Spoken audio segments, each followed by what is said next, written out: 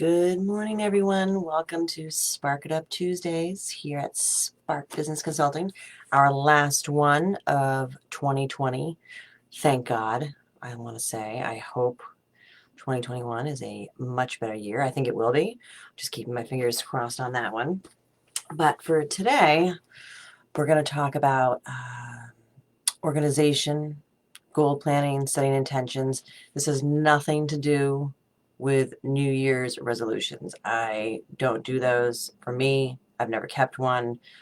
They loom over my head. They're just negative. I don't like New Year's resolutions, so that's not what I'm talking about. I'm really talking about goal setting, getting organized, and setting intentions. Just like I said, those three things are super powerful. And I do them every quarter, and I've been doing them quarterly for a couple of years now, so I've gotten into a great habit of doing it, and the measurable success I've had is unbelievable. By my standards, by my CPA standards, by people that know me pretty intimately, I'm pretty shocked by some of the successes I have. And I really, really do attribute that absolutely to just writing stuff down, making sure I stay organized, creating systems, and having goals.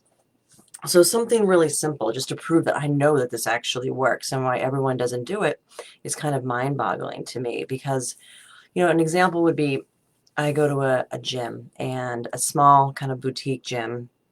I've been going there for over a year, and I'd go and I'd do the class. It's like a HIIT circuit strength training, and that's what I would do. I'd go, I'd get sweaty for 45 minutes to an hour, and I'd go home. And I don't know what course this gym owner must have taken, but he started implementing the system about I think 2 months ago, and he got this huge whiteboard. All of our names are on the board. And he went over a few different exercises like the bench press, deadlift. There's a few clean neats, they're called. A few other, I think there's like 4 or 5 exercises on there. And you start with the most weight you can do for any of those, and he'd write that down and the number of reps. And then every week he would just ask you, hey, can you do the same? Or can you push yourself? Can you go up another few pounds? And let's try that. And that simple thing of having my name on a board with a number next to it, knowing that every time I went to the gym, oh, I want to match or beat that number. For me, I'm competitive, so I'm going to want to beat it.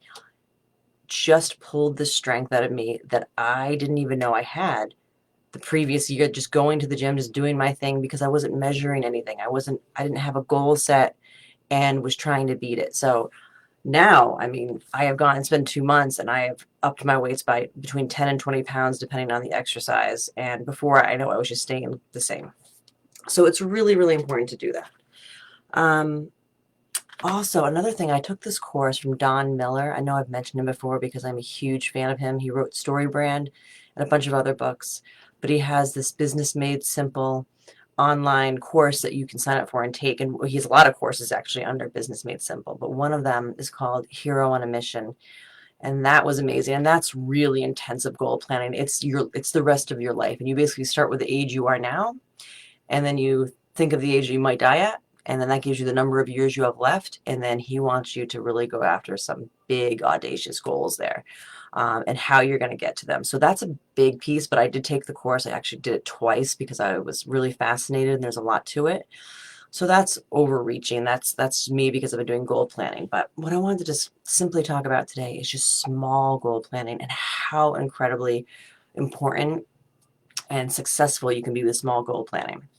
So I'm a massive fan of daily planners still on paper. I mean, I do use an electronic one too. I use Outlook, but I go through them every quarter. That's why I have so many. I have a whole shelf behind me full of these, because every quarter I go through a planner and I write down all kinds of stuff in there, and I love using it, but I also research different planners. I'm like, oh, I like that. I want to take that. So actually here at Spark, well, with my wonderful designer that does all of our graphic design, and she's just amazing. She's actually designing a planner for me to use that's going to incorporate everything. So we're getting started on it. I'm not going to show you the whole thing yet. That's going to incorporate practicing gratefulness, which is super simple, yet so effective if done every day. And it's going to have, I always have my to-do list with my little check boxes. For me, I got to check those boxes. Of course, a daily schedule for meetings. Fitness, self-care, water intake is huge. I'm putting down food because for me, It's kind of a struggle of making sure I'm staying healthy and eating the right things. And we're going to have just a couple of different kind of simple goal planning things on there, all on one page per day. And for me, I think it's going to just be awesome and super successful for me, and maybe it will be for you. So we're going to make it downloadable for anybody that wants to use it once it's done. I'm probably ready by the end of this week, actually. It's a little Happy New Year's gift. But that's what I do. I set these goals. I set these goals every day, whether it's a goal for the week, goal for the month, goal for the year, 5 years, 10 years, and just setting small goals to medium sized to big goals gives you a direction to go in. It helps you make decisions every day much easier because you have that goal in mind. Things like that are just so effective and important. And I'm talking about this today, one, because it's, the season of organization. With January, I think, is where all the organizational stuff comes out in Target and Walmart and all that. So it's kind of on everybody's mind, I think. But two, because I've noticed in the last couple of weeks, people have been talking about, or businesses, so these clients have been talking about this money they've received from the government and possibly going to get more very soon, right? With the new funding, there's more PPP money, there's going to be more EIDL money, there's possibly more grants coming out. And some people and some businesses really need it and just need it to keep the doors open, and that's what we're going to do for them. And we're going to keep them going and really redesign their business so it runs super efficiently and profitably. And we have a course coming out, Rebuild Your Business, to help with that. But then we have other businesses that are actually doing well, but have some of this money because they weren't sure how they were going to do. Nobody knew how they were going to do when COVID first hit back March, April, May, right? We didn't know. So now they're sitting on some money they got and they don't know what to do with it. And some of them are like, I just want to pay it back. Maybe you can do that. That's not, maybe sure, you can do that. Of course you can. It's not a bad idea. But this is very low interest loans, like a mini mortgage. You're not going to find this again, I don't think, ever in the business world.